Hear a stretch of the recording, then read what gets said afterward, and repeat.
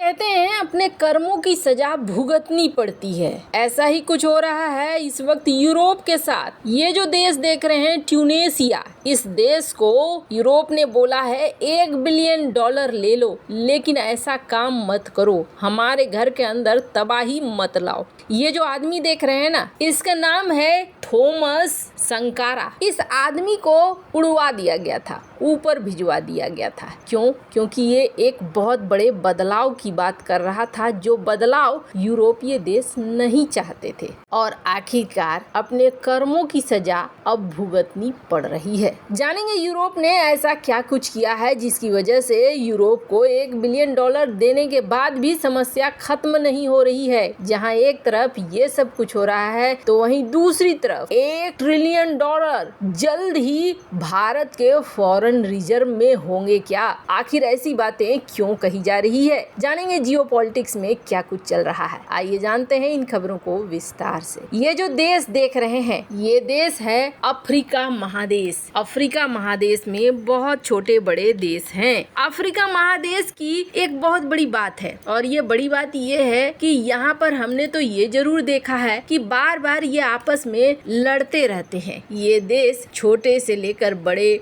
Congo हो गए, Sudan हो गया, ये आपस में ही लड़ते रहते हैं और यहाँ मारा मारी चलती रहती है। खजाना तो बहुत भरा हुआ है यहाँ पर, इतना सोना, इतना खजाना भरा हुआ है कि बहुत सालों तक यहाँ पर यूरोप ने राज किया। अभी आप देखते हैं ना, माली में फ्रांस अपनी सेना को उतार देता है। माली में फ्रांस अपनी सेना को क्यों उतारता है? माली को बचाने के लिए? जी नहीं, अपने हितों को बचाने के लिए। यूरोप ने काफी समय तक इस महादेश पर राज किया, उपनिवेश बनाया, यहाँ का खजाना लूटा, यहाँ की चीजें लूटी, लूट लूट कर ये विकसित होते चले गए। इसका अंदाजा आप पैसे लगाइए कि कुछ देशों को जो आजादी मिली है ना, आजादी मिले हुए मात्र 50 साल हुए होंगे, उससे ज्यादा नहीं। और अफ्रीका जब आजाद हुआ तो क्यों नहीं भारत की तरह विकास कर गया? इसलिए विकास नहीं कर गया क्योंकि इसके ऊपर कुछ नियम थोपे गए, IMF के द्वारा, वर्ल्ड बैंक के द्वारा। और जिस तरीके के नियम थोपे गए ना, उस नियम के हिसाब से कहीं से भी नहीं लग रहा था कि इसे विकसित करने दिया जाएगा।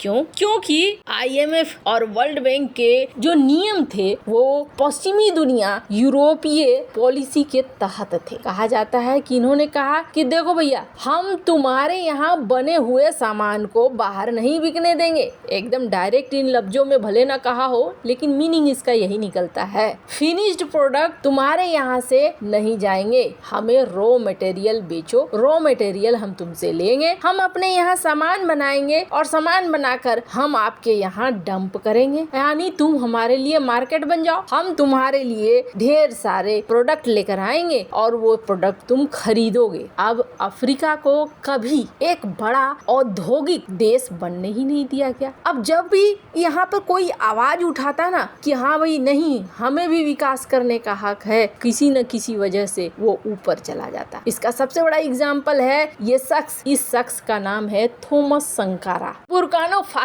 इस जगह का ये बंदा मारा जाता है। अब क्यों मारा जाता है उसका कारण आप खुद ही समझ सकते हैं। किसने मारा ये अभी तक पता नहीं है, लेकिन ये वो बंदा था जो कहता था जो लोग हमारे पास गेहूं की मदद देने आते हैं ना, दूध देने आते हैं, कॉर्न देने आते हैं, मिलेट्स देने आते हैं, अनाज देने आते हैं और कहते हैं कि हम तुम्हारी मदद कर रहे हैं, हमें नहीं चाहिए वो मदद। अगर तुम्हें हमारी मदद करनी है ना तो तुम हमें हल दो, तुम हमें ट्रैक्टर दो, तुम हमें फर्टिलाइजर दो, मतलब हमें अपने पैरों पर खड़ा होने दो। तुम हमारी मदद ऐसे करो वैसे ना करो। ये एकदम क्रांतिकारी सोच के तहत आते थे। अब जब क्रांतिकारी सोच आएगा तो उपनिवेश वाली सोच तो चली जाएगी, और अगर उपनिवेश वाली सोच चली जाएगी तो फिर क्या होगा? तो फिर इतना बड़ा मार्केट जहाँ पे डंप किया जाता था वो कैसे डंप होगा? आप देखिए स्क्रीन पर आपको दिख रहा है एक ग्राफ। इस ग्राफ में आपको दिख रहा है कि भूखमरी वाले हालात कैसे हैं अफ्रीका के देशों में। अफ्रीका के कौन से देश में बहुत गंभीर स्थिति है, कौन से देश में कैसी स्थिति है। जैसे कि रेड वाले जो इलाके हैं, वेरी सीरियस इलाके हैं, यहाँ पर ये स्थिति है। तो कहीं ना कहीं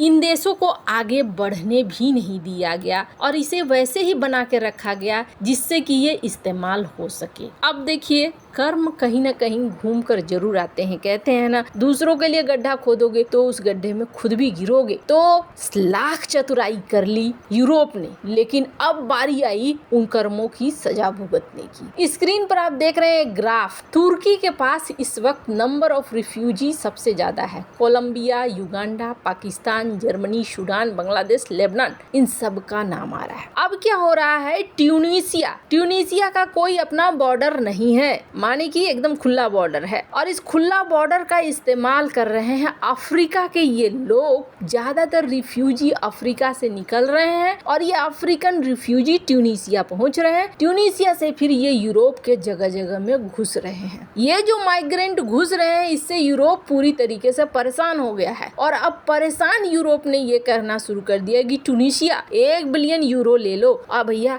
अब माइग्रेंट्स को नहीं भेजो हमारे पास। हालांकि ये चीज भी बैकफायर करेगी। ये जो इन्होंने दिमाग लगाया है, ये दिमाग ऐसे बैकफायर होगा कि अब ट्यूनीसिया में ऐसे ग्रुप पैदा हो जाएंगे जिनको समझ में आ जाएगा कि यहाँ पर ऐसा करने से बड़ा पैसा यूरोप देने को तैयार हो जाता है। वैसे आपको बता दें, ये जो मानव का स्मगलिंग होता है, मानव एक जगह से दूसरे जगह जाते हैं, कई बार ये हादसे का शिकार हो जाते हैं। 2 डिजास्टर हुए, लेकिन इन दोनों में लोगों को मिसिंग टाइटैनिक याद रहा। उसकी खबरें पढ़ना, उसकी खबरें याद रखना और उसके बारे में जानने के लिए दुनिया उत्सुक रही। बड़े बड़े फौज लगा दिए गए क्योंकि उसमें बैठे हुए लोग अरबपति थे, उनको ढूंढना जरूरी था। और उसी समय एक और बोट जो लीबिया से इटली जा रही थी वो डूब गई। उसके लिए एक आध आर्टिकल आए और मामला रफा दफा हो गया। खैर, भुगतना आम लोगों को ही पड़ता है। जहां एक तरफ ये सब कुछ हो रहा है तो वहीं दूसरी तरफ भारत के खजाने में 600 बिलियन डॉलर भारत पहुंच चुका है, 609 बिलियन, और अब कहा जा रहा है कि ये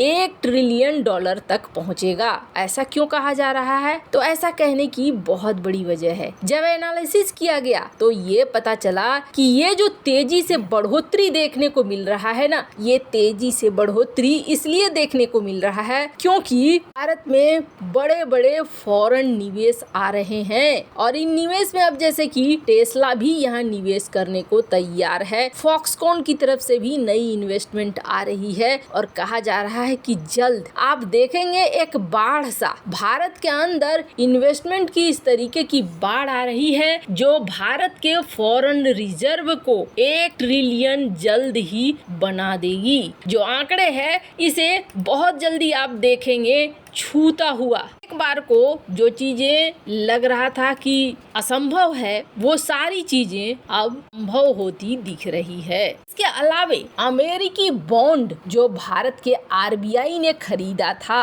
वो भी बढ़ोतरी करवाते हुए दिख रहे हैं भारत के फॉरेन रिजर्व में। खैर, आपको क्या लगता है, भारतीय सरकार सही नीतियों पर चल रही है या नहीं? कमेंट कर अपनी राय जरूर बताएं। जल्द मिलते हैं अगली वीडियो में नई खबर के साथ।